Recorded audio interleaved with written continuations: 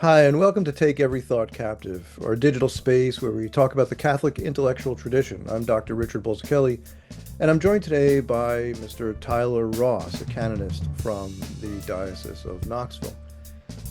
He's been doing some work with ecumenical dialogue, and today we'd like to talk a little bit about that in conjunction with a general discussion about the topic of interreligious dialogue or ecumenical dialogue and apologetics. So, why don't we get started with Tyler? Just if you could tell us a little bit about what you've been doing, who you've been talking to, and what's it like? Yeah.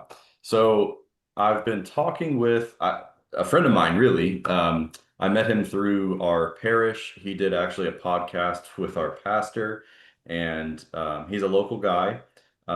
He's a pastor in the Cumberland Presbyterian Church, and yeah, he runs a ministry called Pray Chattanooga. It's a ecumenical. I won't say interfaith, but interdenominational Hmm. ministry that their kind of mission. I won't try to say what their mission statement is because I don't have that committed to heart, but their mission at least is to unite Christians in the city of Chattanooga through prayer. Um, and so he and I, formed a friendship. We would chat about things, and he's always been very interested in getting Catholics involved in the ministry, and he hasn't been met with much success. um, for reasons that maybe we can go into. Hmm. But we chatted a lot. We would just, hey, you want to meet up for a beer, or what are you doing after work? Let's chat about whatever. And and so for the longest time, maybe even still today, I'm kind of his like Catholic inroad, if Uh, you will. And so we had the thought, after having all of these discussions just one-on-one about many topics, fruitful conversations too. Really great man. His name's Adam. Um, you can look him up. Great Chattanooga, Adam Weiscarver, great guy. yeah, And I hadn't thought we about it in just advance, but we should actually ask him to join us for the podcast. maybe next time we can have a Yeah. part two. So, yeah, it was born out of a friendship, this idea to say, well, let's, if we want Catholics to get kind of in this ecumenical space that you're trying to build over here in what, of course, from my vantage point is more like Protestant world, um, then, we're too far removed theologically for us to just kind of jump in and say, okay, let's all just pray. Um, Hmm. but what we can do that I know a lot of Catholics would really love is if we just took the same conversations we're having and put microphones in front of us and allowed people to come. I was like, I guarantee you people will. At least people my age, young men are especially interested in this. But more than that, of course. And so that was the genesis of it. So we just have these every 3 or 4 months, just whenever we get around to planning it. There's no rhyme or reason to it. And Hmm. we just come up with a new topic every time and dialogue about that. And then the point of the dialogue, we kind of make a point to stress this, is that it's debates have their place, but we're trying to, as far as this goes, not make it a debate, but make it really about a dialogue in which I can try to explain where we're coming from as Catholics. He can try to explain where they're coming from as Protestants. And, there might be some back and forth, and there always is, Hmm. but it's not fundamentally a debate. It's not one of us necessarily trying to convince us the other one's wrong. Sometimes that comes out a little bit more or less depending on the conversation that's going on. Hmm.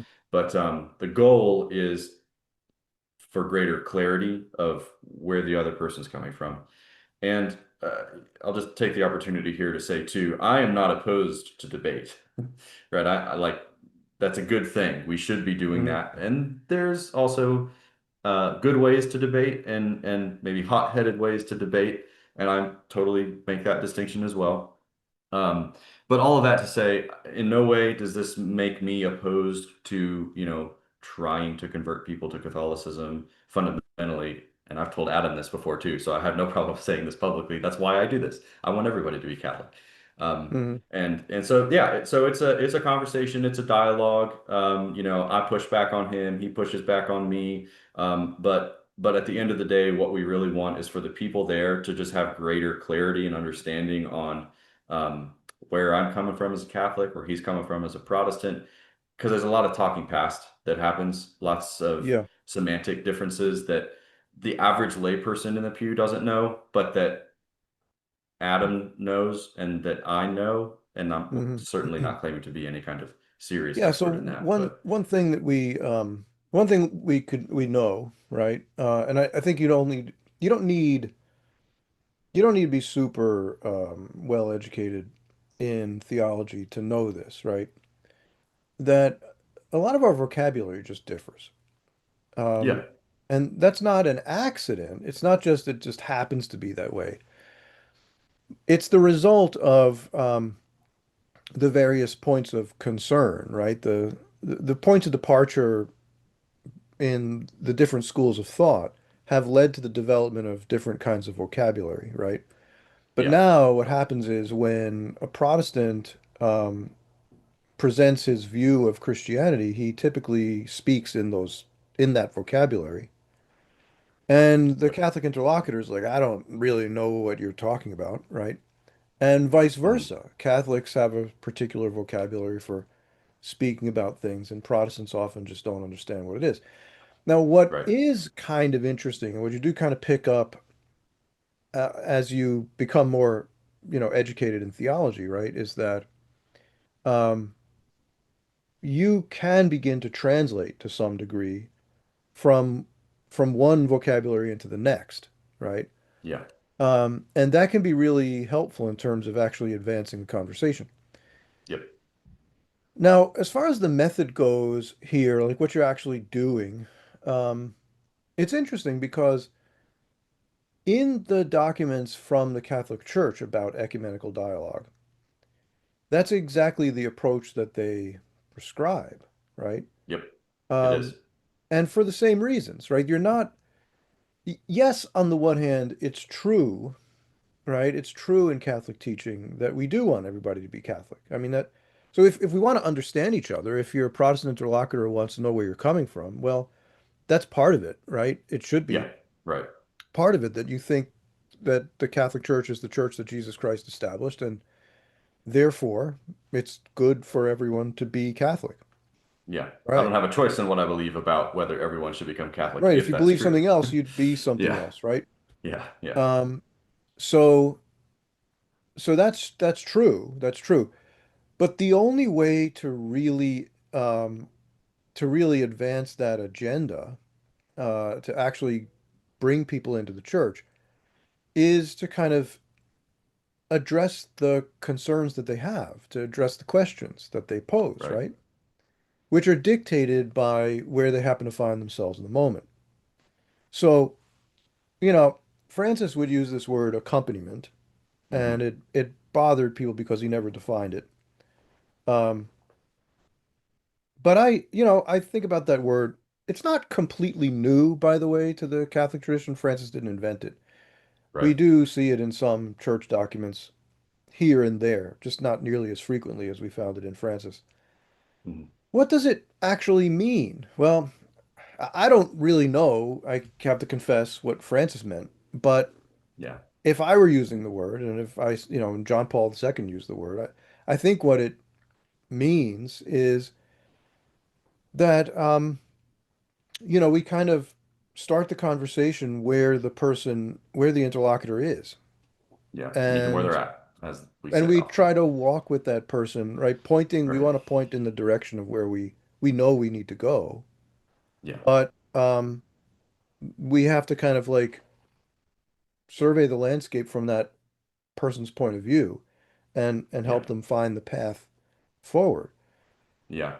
The That, phrase I've heard before is it's a methodology of teaching, I think is really what it is. But monoduxio is kind of one word, right? But to lead by hand, more or less, is what yeah, that means. And and when you understand what that means, it actually is really helpful in a lot of contexts where somebody doesn't understand. So, for example, on the first dialogue that we did, it was on justification, faith, works, that kind of thing. mhm. And and the first thing I wanted to do was just terminology. Let's just go straight to what do we mean by these things. Mm-hmm. And the method that I used was, okay, let's look in scripture to see when the word justification is used and when the person was justified in that context Mm-hmm. and what happened to the person at that moment. And so like stripping away what we mean by just like what I mean, what you as the Protestant mean, um, strip all that away. Let's just start from square one. And then I, as a Catholic, of course, know how we build up from there. So it's like I'm going to lead you by the hand. Here's how I look at this, and we'll Mm-hmm. just go like one step at a time. And and it's a really great method because I might lead you this direction, and that is in as much as I'm now speaking in the context of the dialogues, I might lead you in that direction to come up with this kind of framework, I guess, for it.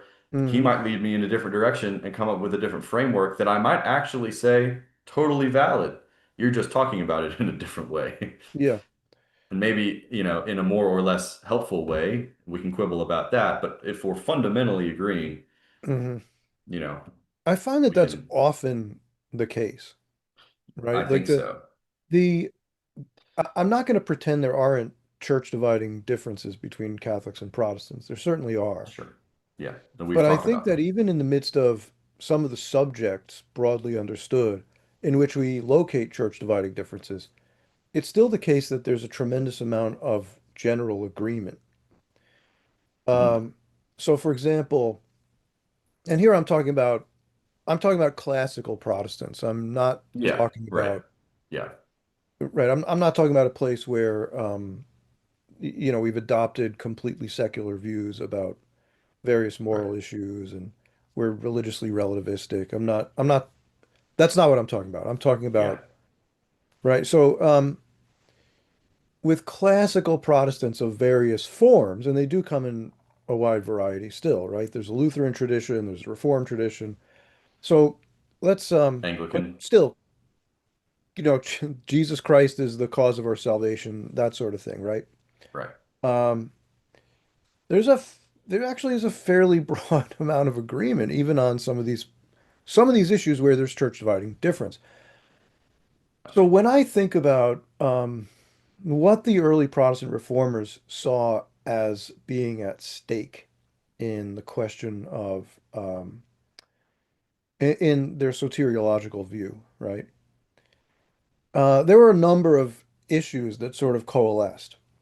And if we ask the question from a Catholic point of view, are those legitimate concerns in and of themselves, right? Leaving aside the solutions they reached for, but just the concerns Hmm. themselves, are they legitimate? Yes, actually. Right? They're concerned about Pelagianism, Right.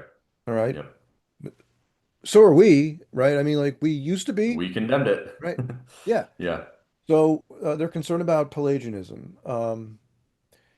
But here's one of the things, this is a really interesting aspect of early Protestantism, particularly Lutheranism. Um, the need for consolation Yeah. surrounding the question of whether or not I'm saved. Yes. Um, Fun fact, that was actually the topic of our fourth dialogue. The uh, question, how can I know I'm saved? right, Yep. right.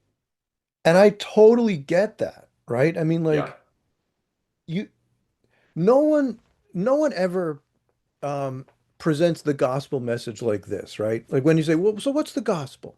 Tell me in a nutshell, what is the gospel, right? They don't say, hey, good news. It's conceivable, though unknowable to you personally, that you could be saved if God wants you to be saved, but Yeah, you right. don't know anything about that. Yeah. That's not the gospel, right? When we pronounce the gospel, that's not what people mean. Hmm.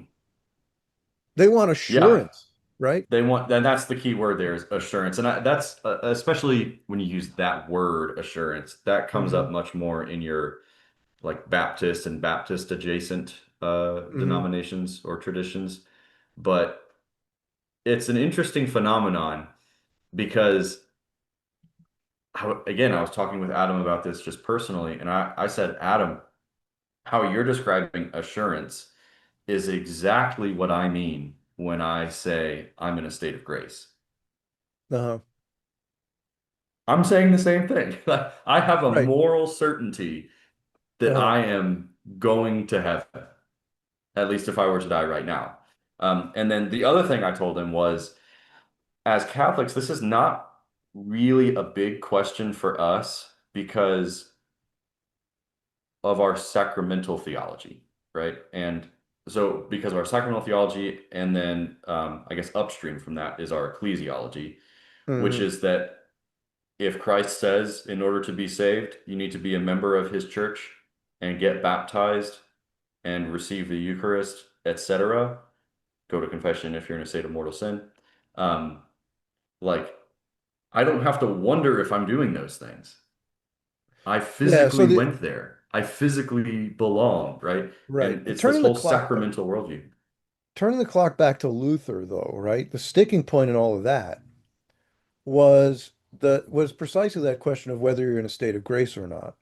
Hmm. And the reason is that the we have to make a decision, right? Are sacraments magic or or are they something else, right? Now, when Right. people say the sacraments are magic, and the church generally recoils against such a claim, right? Yep. What they mean is that we kind of do the thing, and then something happens, whether anybody actually is involved in the process or not. Yes. Um, but Yeah. actually, authentic Catholic doctrine on the sacraments involves some sort of intentionality. Right. So Faith in a while word.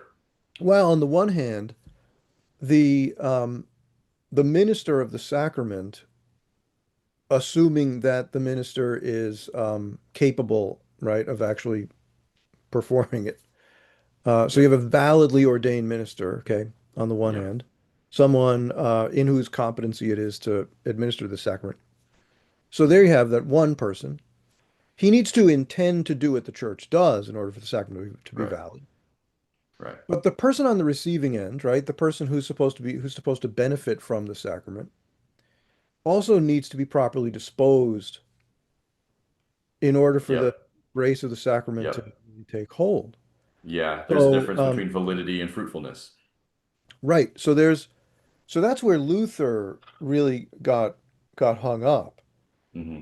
He never saw, I mean, apparently he suffered tremendously from scrupulosity, which we could do a Right. whole discussion just on that issue, but Yep. he could never see his confession as valid. Like he could never see that he was sufficiently contrite for his Right. sins. There's always something in him that fell short of what it was that God really required in terms of his own interior response to God's grace.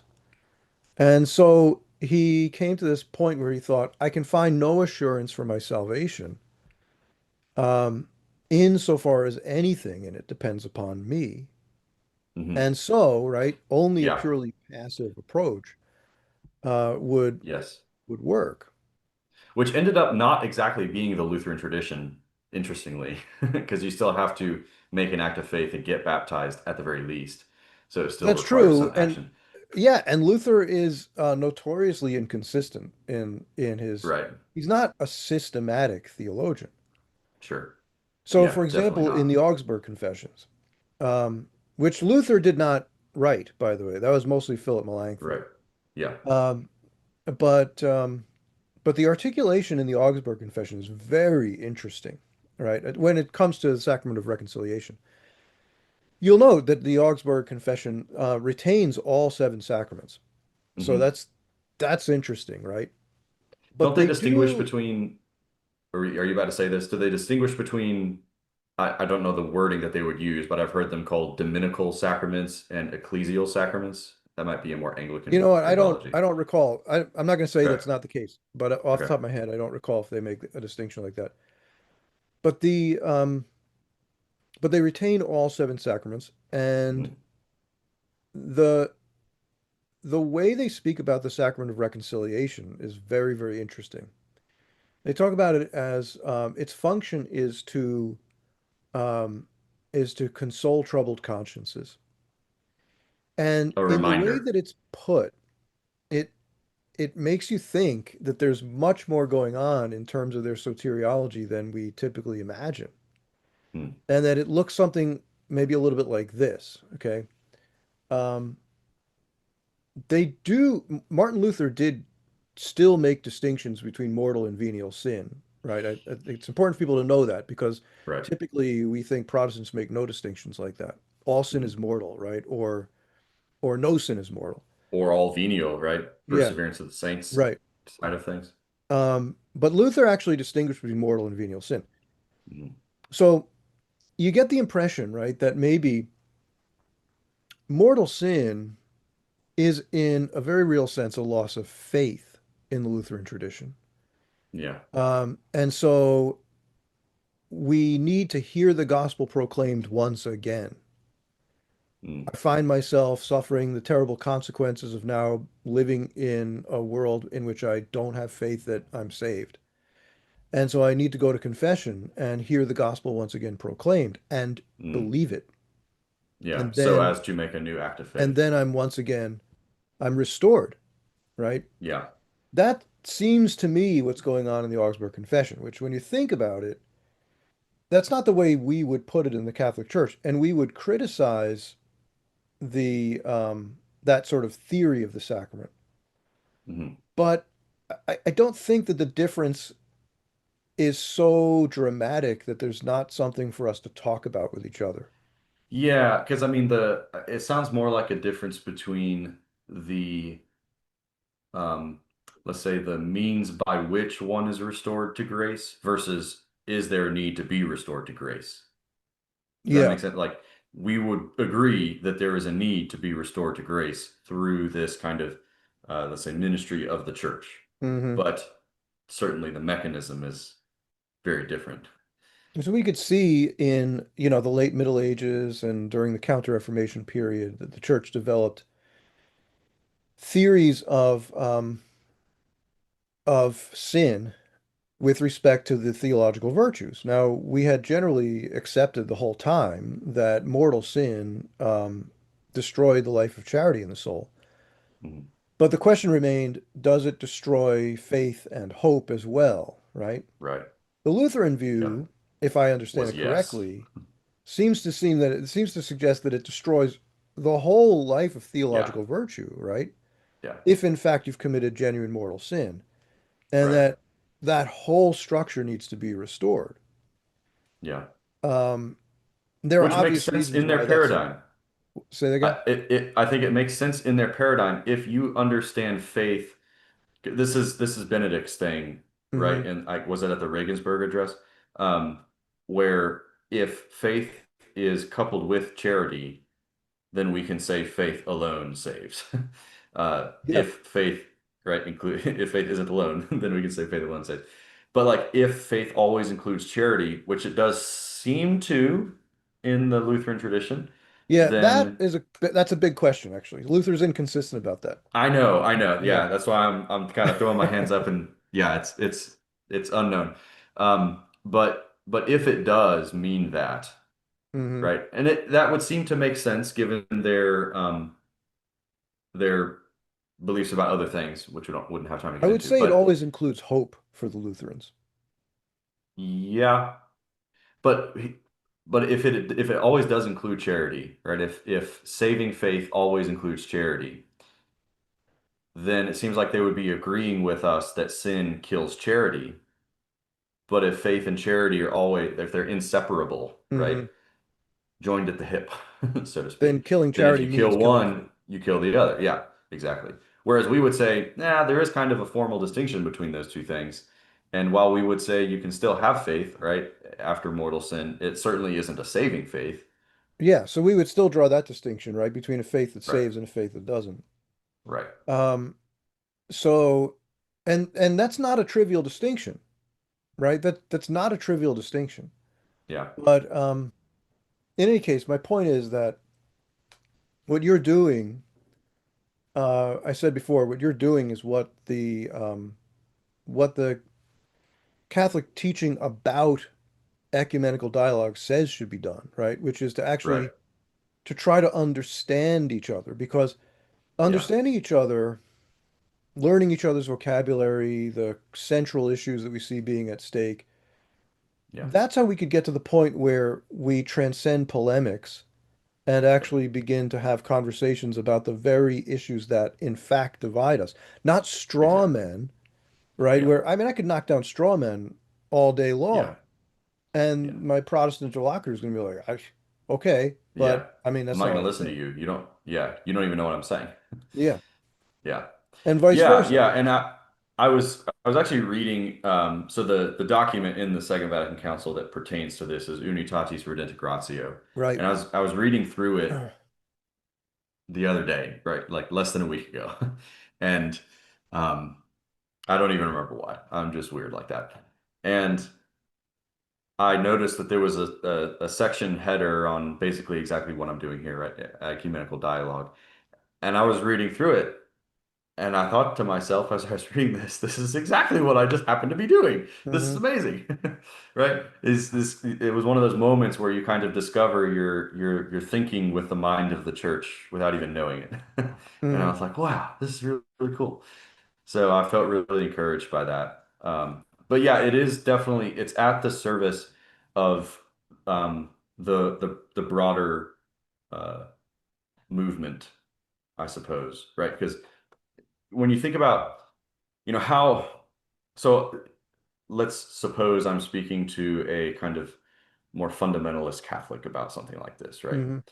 And I would say, or this Catholic might say, don't do, dialogue bad, right? Yeah, yeah. Just we're not supposed to just sit around and talk about what we all agree on. We're Hmm. supposed to be, spreading the gospel. And what I would say to that is that yes, we are supposed to be doing that. But imagine you have a friend, right? Leave aside institutions for now and just think about how would you approach this with a friend? Would you, A, try to get to know what he thinks, ask him good questions, spend, the first hour of a 2 hour conversation just kind of feeling out where the other one's at, and then getting into the debatey topics? Or would you just come guns blazing and tell him why he should believe in the Assumption of Mary before you've even talked about, original sin. Um, Yeah. and what I'm doing is the first, is the institutional level, if you will, of the first hour of that conversation Hmm. is we have to spend, you know, decades as institutions um, doing this kind of thing before we're ready to really sit down and hammer out these church dividing issues. Because if we get hung up on something that's not a church dividing issue, frankly, that's the devil, Yeah. right? If Yeah. he's I just mean, trying to keep us distracted. right. And I think we are we that's a serious risk, that Yeah, we can dig our heels in on things that actually aren't dogmatic, right. Or Again, not even that aren't dogmatic, but just that aren't that like the semantic differences, like I was saying, right? yeah. Just that kind of thing happens all the time, or just misinformation, right? I remember I sat down with the two guys from Pray Chattanooga just the other day to talk about future dialogue topics, and the topic of Mary came up. We haven't done that one yet. That's going to have to be multiple nights for sure, but yeah, they both were saying they both know that we don't worship Mary, but they were like, yeah, I mean, we'd have to talk about like, do Catholics worship Mary? Da da da da da. And I was like, no, you guys don't really think people across the board really think that, right? Like, Like make I know that's sacrifice to her and stuff. well, not even that, just Catholics worship Mary. And and they were like, no, yeah, like pretty much a lot of Protestants on the ground really do think that that's what y'all do. And I'm like, you've got to be kidding me. Like, this is the kind of thing that is like step one in what people know about Catholicism when they first start to Yeah. learn. So anyway, they surprised me that there are actually people out there who think that. So that's part and parcel of it too, is setting the record straight on like Hmm. what do we as Catholics believe? What do they as Protestants believe? Um, Yeah, I'm not actually and surprised going at from that there. particular question either. Like I'm not surprised that people think that. Yeah, And one of the reasons is that our own vocabulary suggests it, right? So, it does. Yeah. I mean, yeah, but there it there can. are reasons for there are historical reasons for that Right. too, right? Yeah. Yeah. But in fact, I I just mean, taught you pray that. mariology this past semester, and that was one of the Uh-huh. conversations we had in class about why people, what do people mean when they say, worship? And Yeah. Yeah. anyway, Yeah, so I it's get a into very that too. interesting discussion, It is an interesting discussion. Yeah. but it's one of Yeah. those vocabulary issues, right, that we were talking about earlier. It is a vocabulary issue, but then when you get to something like the Hail Holy Queen, right? Hmm. Our life, our sweetness, and our hope. Yeah. Mary being our life. What? Jesus is the life, the way, the truth, and Yeah. life. I mean, Haven't you that's read not scripture? right. And I mean, I could dispense with that problem, Sure, so could I. but But it doesn't help. if so, we're not going to change the prayer though, just to accommodate No, Protestants, I'm but going to we're say gonna. the prayer tonight. But if your Protestant guy comes along and he's like, dude, what Yeah, are you talking about? right. You you probably I guess I agree. I guess I agree with your basic approach, right? Which is that um, I don't see you responding to that with, "Man, you're just an idiot, or you're a heretic, or something." Hmm. I get why he has an issue with this. Like, what? Yeah, That doesn't sound right to me. yeah, yeah, Um, what do you mean? yeah, Right? And then, well, then answer him. yeah. Yeah, and then there's another element to this too that I'm trying to be cognizant of this when we pick our dialogue topics. Um, the ordering of topics is important, right? So like, Yeah. but one example that I gave earlier is, do you talk about the Assumption, or let's say even the Immaculate Conception is a clearer one, without talking about original sin? Because you Hmm. certainly cannot understand the Immaculate Conception without understanding what the church teaches about original sin. If you have a Yeah, different that's for notion of sure. that, you're not Hmm. getting to the Immaculate Conception. Hmm. And then another example would be the papacy, right? Like if you don't accept apostolic succession, no argument is going to convince you of the papacy. You can't have one Right. without the other. If there's no successors of the apostles, there's no successor of Peter. Right. That doesn't make any sense. Right. Yeah, Right. right. But even when you can get from certain Protestants a recognition of apostolic succession, but they will very often interpret it in a way that's radically different. Sure. Right. Yeah. So, And there's many different versions of it too. I mean, I've heard just kind of like any laying on of hands counts. I've heard on kind of one end of the spectrum, and then the other end of the spectrum, I've heard that apostolic succession consists merely in the preservation of the apostolic faith. yeah, right. Right. Exactly. That's it. Um, so obviously that's a totally deficient understanding of apostolic succession from a Catholic point of view or from an Orthodox point of view, or I would say An Anglican point of view. documentably from the perspective of the fathers of the church. I mean, we can't that even in the First Council of Nicaea, we could see very clearly that they were concerned about validity and orders, right? Validity. Yeah. They had validity questions back then. Um, Yeah. and it's one of the reasons um, why they required canonically at least three bishops in order to communicate. Um, Orders.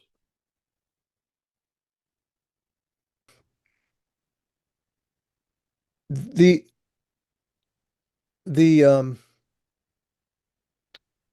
the the issue of apologetics is somewhat related, right, to this whole question.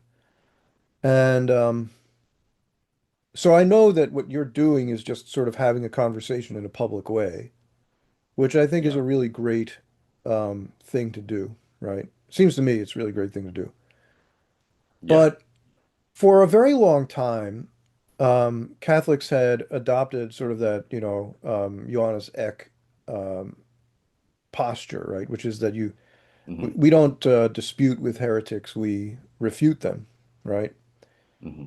And So Mortalium Animos in the 1920s, right, Pius XI, was really harsh toward a particular brand of ecumenical dialogue that had been promoted at the time.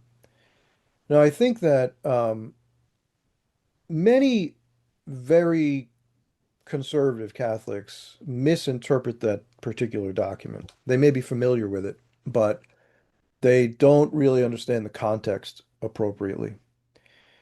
So what that particular document was addressing was this thing called pan-Christianity. Hmm. And it was a way of essentially glossing over all church dividing differences to Hmm. arrive at some sort of like kernel of Christianity that we all had in common, and and essentially to trivialize all the rest, right? We're not going to think about those things. We're not going to talk about it. That we're just going to transcend all church dividing differences, and Christianity will just be the common denominator. The problem, of Hmm. course, is when you peel the skins of the onion away, right? The layers of the onion, you realize that if you peel away enough, there's no core. What is Yeah. the common thing that we have in common, Or right? If you think, I was going more the direction that there's going to be a secret dogmatic core. There is a dogma there after all. so I A believe kind that of that's exclusive. true, but the problem is that the layers of the onion that we're peeling away are layers in which that core is embedded. In other words, there's no core without the layers, right? Do you Yeah, see my right. analogy working? Yeah. There's no core without the layers. Yeah, it's not hollow. And that was really the problem with pan-Christianity. If you think about Lewis's understanding of mere Christianity, right? It's not Hmm. exactly the same because, um, Lewis was able to identify a dogmatic core to Christianity in the fundamental proclamation of the incarnate God, right? Um, but I think he was smart enough to recognize that many of the church dividing differences are really arguments that surround in some way um, that fundamental question, right? What are the Hmm. implications of the incarnation? Right. Whereas pan-Christianity really didn't seem to grasp that problem. And so Hmm. Pius the There's more of a 11th just told Pius the 11th just told sociological Catholics thing. they can't be part of it. They Yeah. can't be part of that pan-Christianity thing. And many people have taken that to mean that he was just condemning ecumenical dialogue altogether. But honestly, I don't think he was addressing what the Ressourcement theologians understood as ecumenical dialogue when we Mm. got closer to the Vatican II period. Mm. Um, but, right, the what you've probably realized about ecumenical dialogue is that you have to know what you're talking about in order to Oh do it, yeah. in order to do it well, right? You have to have a real command of the teachings of your own church on the one hand, and on the other hand, you have to have a pretty decent understanding of the view of the person you're talking to as well. Now, granted, he's going to help explain more about his position to you, but you need to have enough understanding of it in order for a conversation to be fruitful. Right. That's really critical, right? Right. And that's why we didn't start doing these until about, gosh, maybe even like 2 years in Hmm. to our friendship. Is he disavowed me of certain notions, I disavowed him of certain notions. We came to a common kind of or at least a much more common understanding of where things were at. And I don't know if people know this, but our first dialogue on, again, on it was like faith, works, justification, that whole topic. We just about had the whole thing scripted. Uh, It was, we knew what direction we were going to take it. We knew what the conclusion was going to be. Uh, but it was good. Like we wanted to just kind of get the message out. Subsequent ones have not been that way nearly as much. We of course have a more or less a direction we want to go, but yeah. Anyway, for that reason, I didn't feel comfortable even going public with it um, until much later. Once we established, just we get along well as persons. Hmm. He's a great guy. I enjoy conversing with him, um, but also that our approach was a seeking to understand approach, right? And if I accidentally slip up and say something that, you know, I didn't know maybe was a little off-putting, he can say, "Well, go back to that. Do you mean this?" And like we can talk about that, and Hmm. we clear it up. Um, we were reading in my men's group yesterday, actually. We were reading Testem Benevolentiae Nostrae by Leo the 13th, the document where he talks about Americanism. And Hmm. he has this really great sentence in here that I wanted to read um, that pertains to this. He said, and so this was 1899 that he wrote this, by the way. So he says, "For we think that there are many in your country who are separated from Catholic truth more by ignorance than by ill will, who might perchance more easily be drawn to the one fold of Christ if this truth be set forth to them in a friendly and familiar way, Hmm. as opposed to, of course, a more kind of direct and argumentative way, you could say." Right.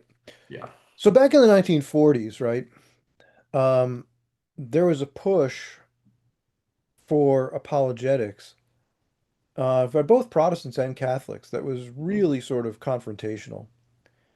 And it was part of this Yeah. whole soapbox thing that would happen like in public parks, like Central Park, New York, right? Hmm. Or, Washington Square. Someone would set up a soapbox. They used to sell, soap Yeah. in big Yeah. wooden A crates. literal box of A empty box of soapbox. soap. Yeah. Yeah. It was made of wood, so you could stand on Yeah. it.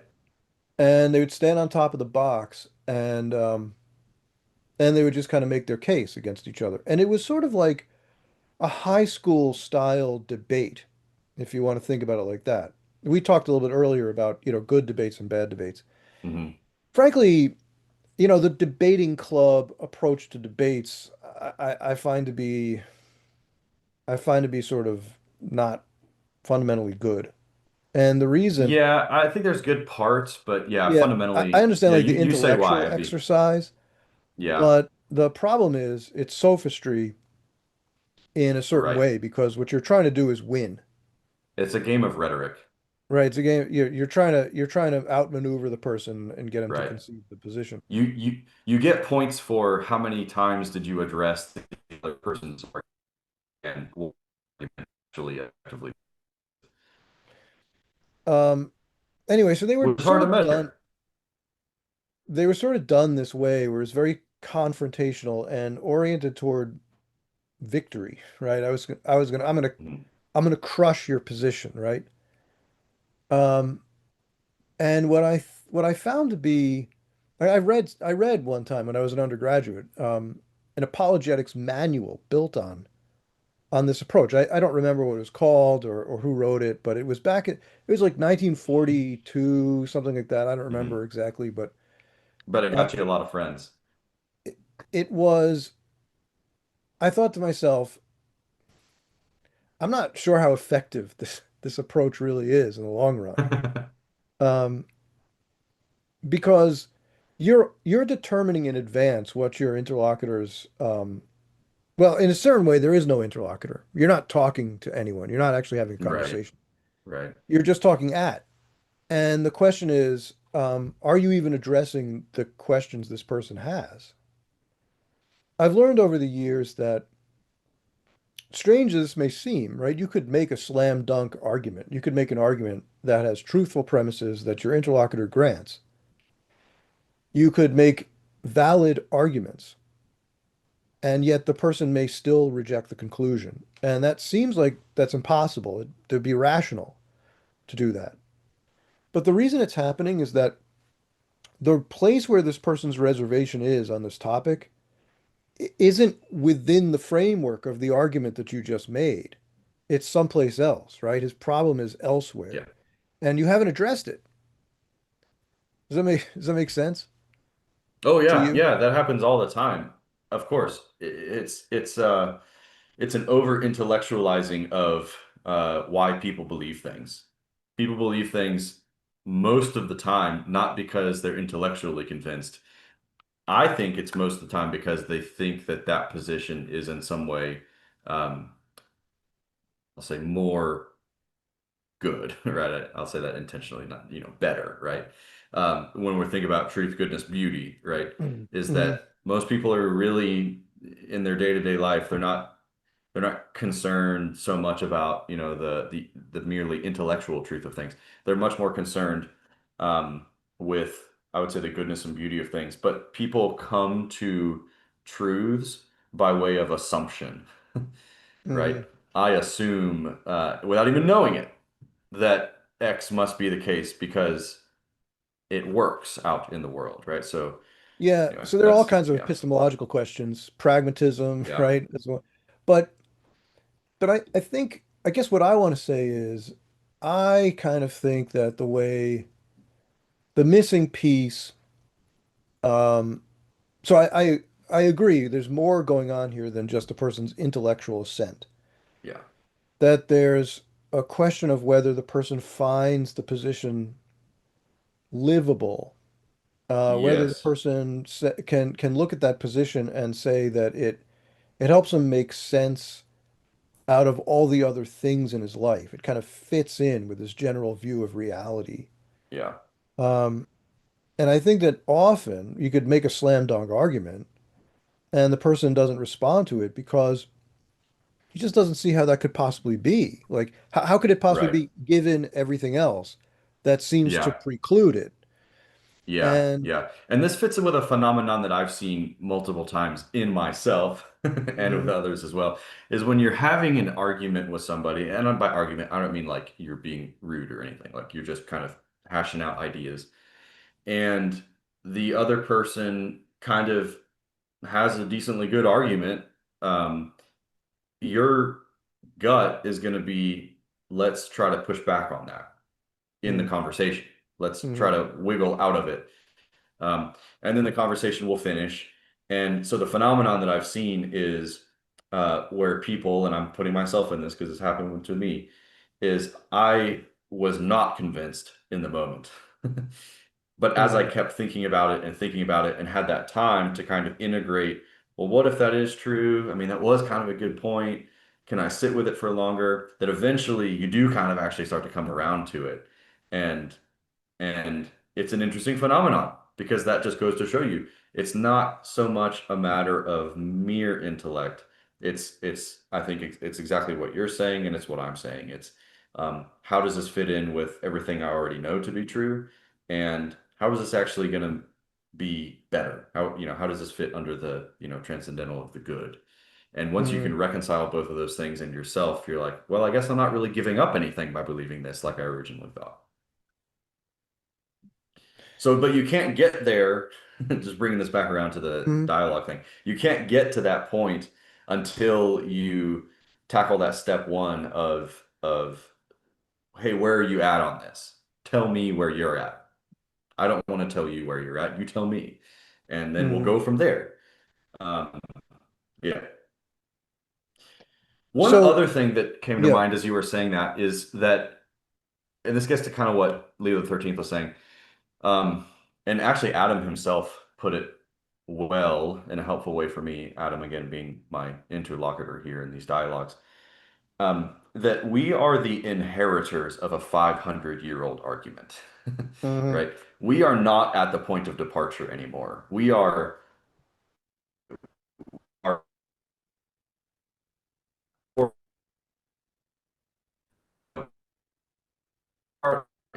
or just more parallel at this point. Who knows? I'm not going to Okay, wade into hang on. that I'm gonna need debate. to back up because you kind of disappeared for a little while. Um, Oh man. Okay. Sorry. okay, Yeah. we're not at the we're inheritors of a 500-year-old argument was the last thing I Yeah. came through. So we're inheritors of the 500-year-old debate. We are not at the point of departure anymore. Hmm. Our forebears in the faith, in our respective traditions, right, were there.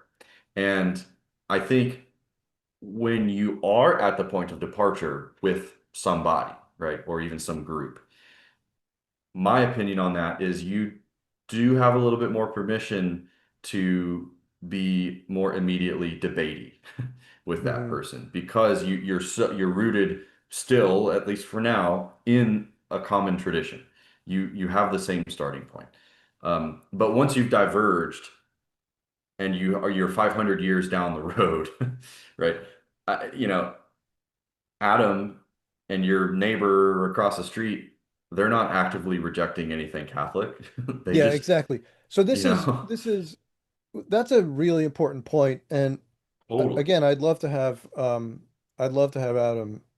on the podcast and we can have a conversation together. Yeah, we'll make it happen. Because what you're talking about is exactly what was at issue in the 1940s and 50s Yep. with Leonard Feeney, right? Yeah. And so he would quote from, the Council of Florence and the Council of Trent and say, look, these people are going to hell, right? They can't Hmm. possibly be saved. And the church's position ultimately was, well, you're forgetting the historical context in which those statements were being made, and the Hmm. context in which we find ourselves today is very, very different. Hmm. Your neighbor's Methodist grandmother down the street here is not Right. in the same position as that Martin Luther was in. Yeah. So, it is really important for us to remember that. Yep. Yep. And that's where you get things, this is where the rubber meets the road, right? Where it's like, can you pray with heretics? Kind of a question that the church has asked in the past and in some ways still today. And certain even ecumenical councils, right? Or certainly local councils have said no to that. You cannot. I would say that's definitely more of an ecclesiastical law rather than, like divine law, maybe. But does your Protestant neighbor fit the bill of heretic by the definition that they were using 1500 years ago? Yeah, probably No, not.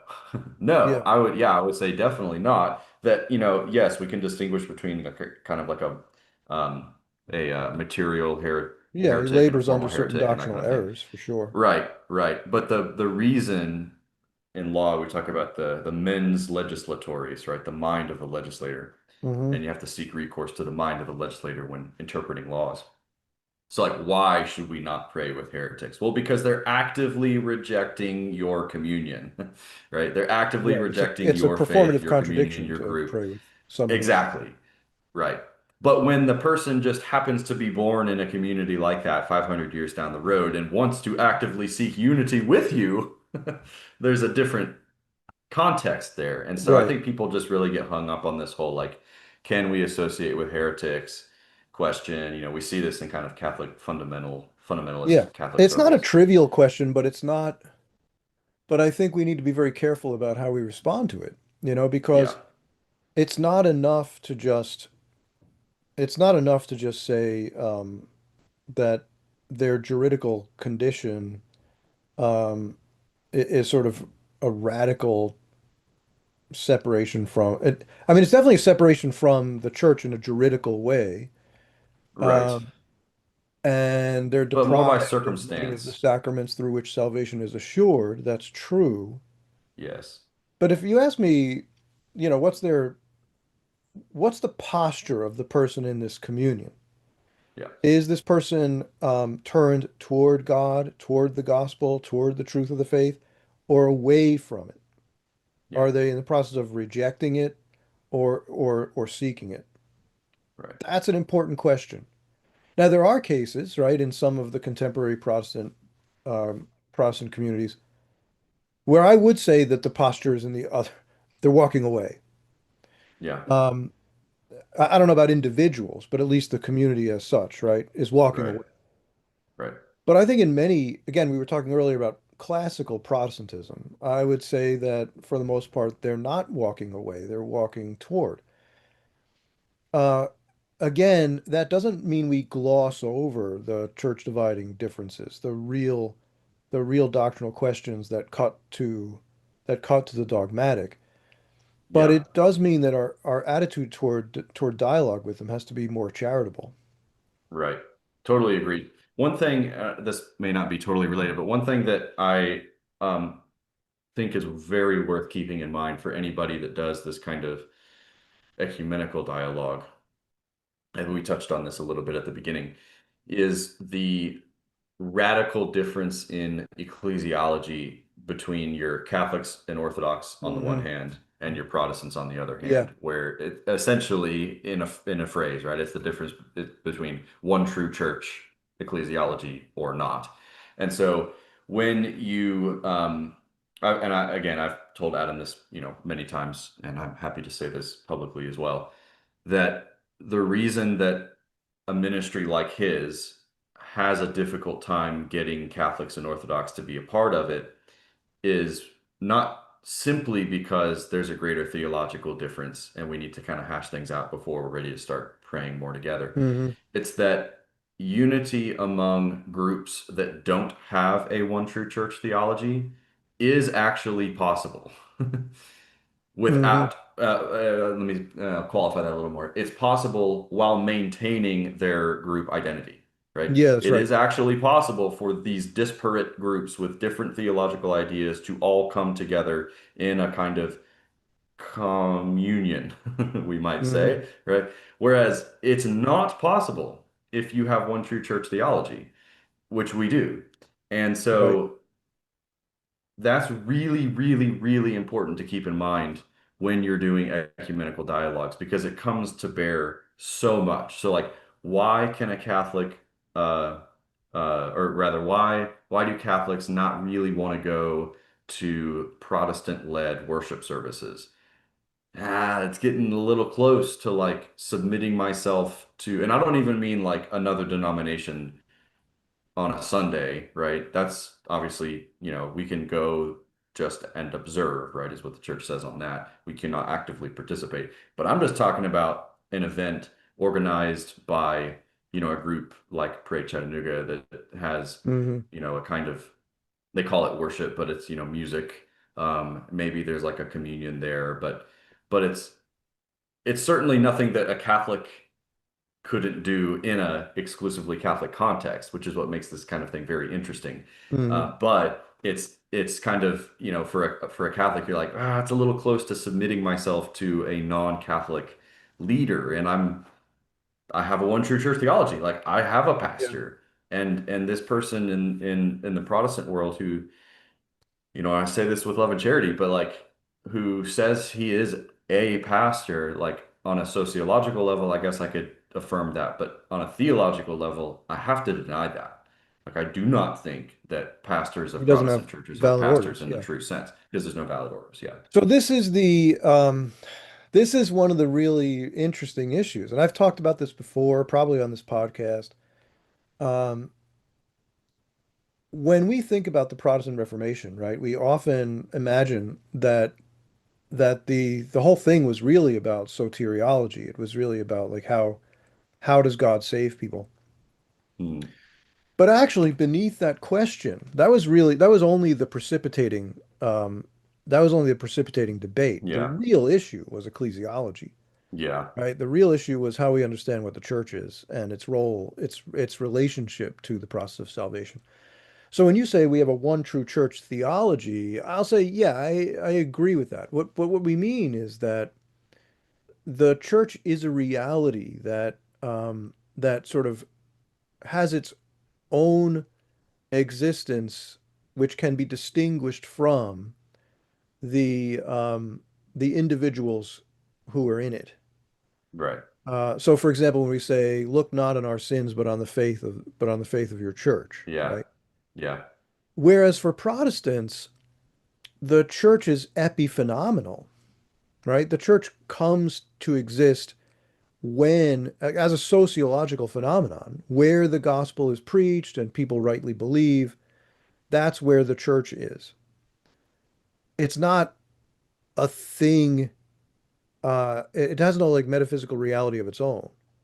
I would maybe push back against that a little bit. I think they would say it does, but and I want to be careful in not misrepresenting anybody, but, and also because there's different views on this, but that it fundamentally is an invisible reality that kind of manifests itself in different physical communions that believe different things. Yeah. And I So don't get how the that all Catholic and works out. Orthodox view requires, right, that the church is visible, Right. right? We can find it. Um, you can sort of know when you've entered it because Yeah. there are these people who received orders through the laying on of hands and the sacraments are celebrated. Hmm. And part of the idea that orders are communicated through the laying on of hands and that we can't administer sacraments to ourselves, right, is a way, the way we see it, that in God's infinite wisdom, he guaranteed that the church would have a unity, a cohesiveness to it, right? Right. I can't just leave and go make my own version of the church. The only way for me Yeah. to receive the church is to receive it hand to hand, right? Right. So, anyway, it's that's one of the fundamental issues in the Protestant Reformation. When you look at the early Protestant confessions, what you'll notice is, whereas in the patristic period, you had these Christological and Trinitarian controversies, right? And so you would have statements about what the incarnation was and the Holy Spirit and all this sort of stuff. But the church was always part of that profession of faith. It only got like a line though, right? I believe in Yeah. one holy Catholic and Apostolic Church. That in the Protestant, during the early Reformation, right? You'll notice in in the patristic period, you would have statements about the church, right? There would be some statements in the creeds of the various councils about there being a church, and we had faith in the church. In the early Protestant confessions, what you find is there's a lot of text about the church, right? You read those confessions, they're very, very long, and they're hugely ecclesiological. Mm. So, anyway, that you're right in saying that the question of the church is one of the fundamental issues at the heart of Catholic Protestant debates. Hmm. Much less so than it is with the Orthodox. I'm not saying that there are no issues with the Orthodox ecclesiologically, but Yeah. they're not nearly at the same level. Yeah. They're shooting the right arrow at the wrong target. Right. So, in any case, we've been going pretty long, and it is about time to wrap up. I I wanted to talk today a little bit about where I think there's a big mistake being made in terms of apologetics. And maybe that's just a conversation we'll have to have at another time. But a pet peeve of mine for a while has been what I've come to see as a wrong-headed idea that we should teach apologetics to high school students. Hmm. Um, because it's based on the assumption that we can kind of, if we just give them the right arguments, we'll frame the right questions and give them the right arguments, then they'll be really strong in their faith and they'll never be led away. And I just don't believe that there's any evidence to support that claim. Hmm. In fact, I think that what happens is we end up teaching them very superficial kinds of arguments. And and the problem is if we don't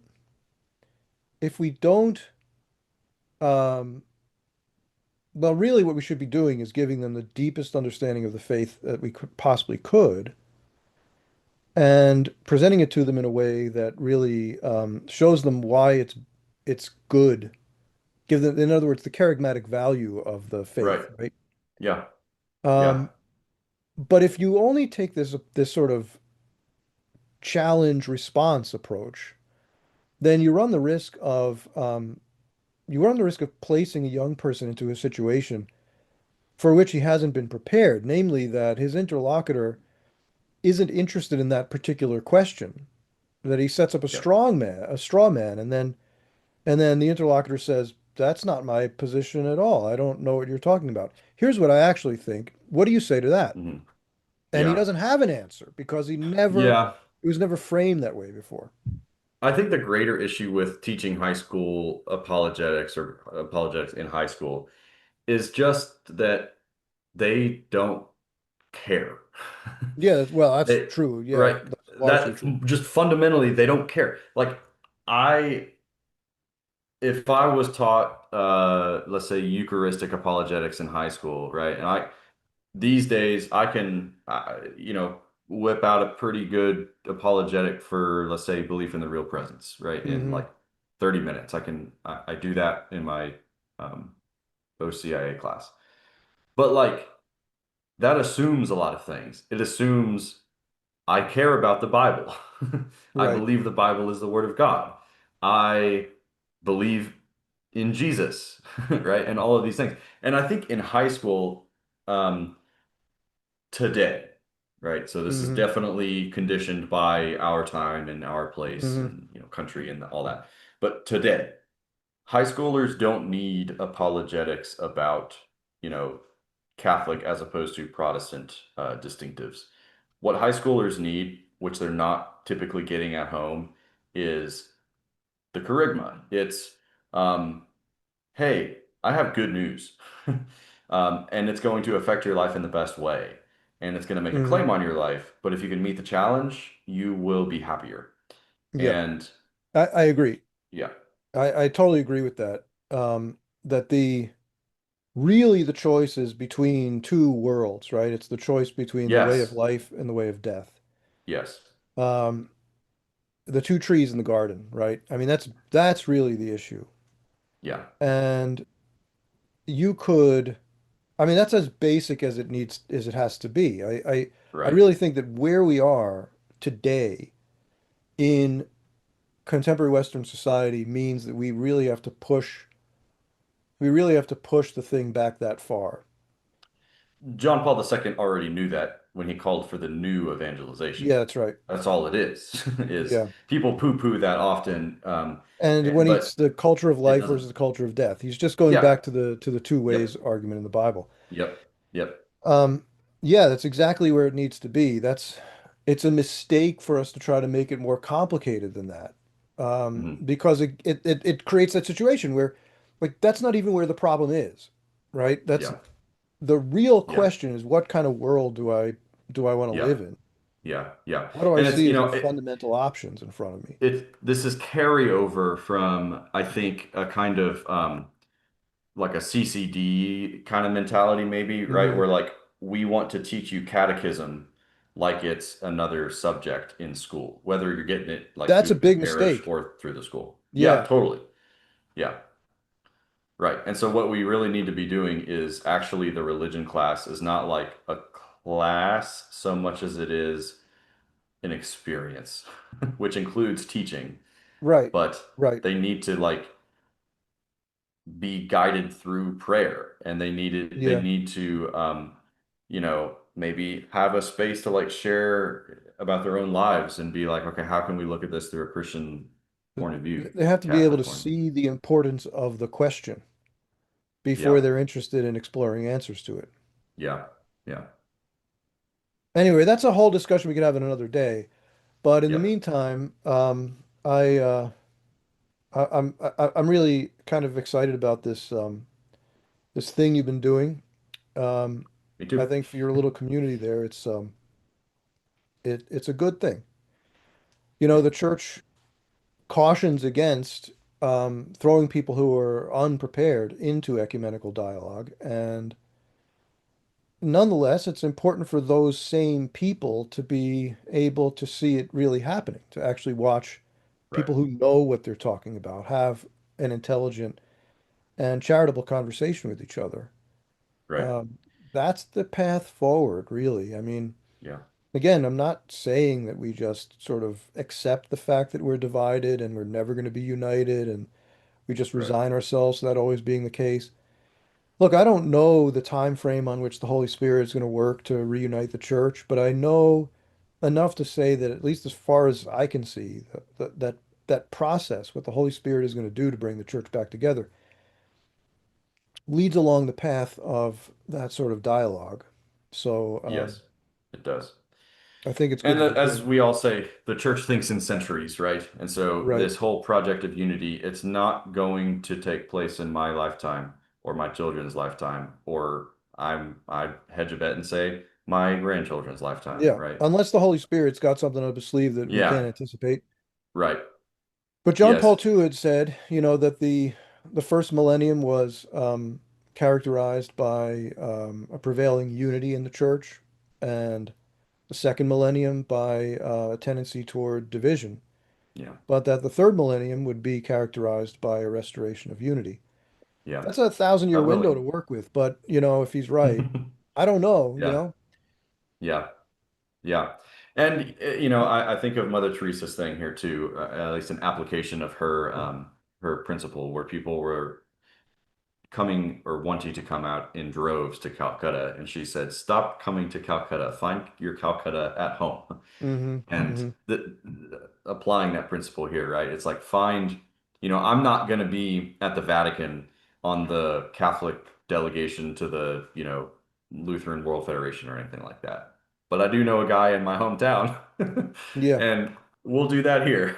Hmm. And it is really good. So if anybody does want to watch the dialogues that I've had so far, they're all on YouTube now. And if you go to the Pray Chattanooga YouTube page, they're on there. And the topics, I can just tell you what the topics are. I've already mentioned the first one is kind of justification, faith works kind of thing. The second one was on the topic of praying to the saints. Um, and then the third one was purgatory. The fourth one is the question, how can I know I'm saved? Hmm. The fifth one, lastly, was Sola Scriptura. And then we're going to have two more before the end of the year, one on the papacy and one on marriage and celibacy, where I'm going. Hopefully, I would love to get a religious sister actually to be, because on that last one on marriage and celibacy, we're going to do a 2v2. And I would love to get a religious sister to be my partner on that. Yeah. Well, that shouldn't be too hard. You know quite a few of them. Yeah. Yeah, so that sounds really great. Now tell us again what the website is. So the ministry is Pray Chattanooga. Their website, I think might be just praychattanooga.com. Hmm. You have to just do a Google search for it and you can find it Yeah, easily. But you can search the same name on YouTube and their channel comes up and the dialogues are on there. great.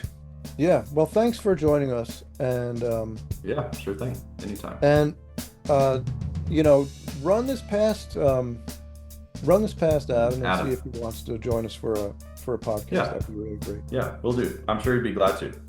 All right, and for those in the audience, thanks for staying with us this long, and God bless.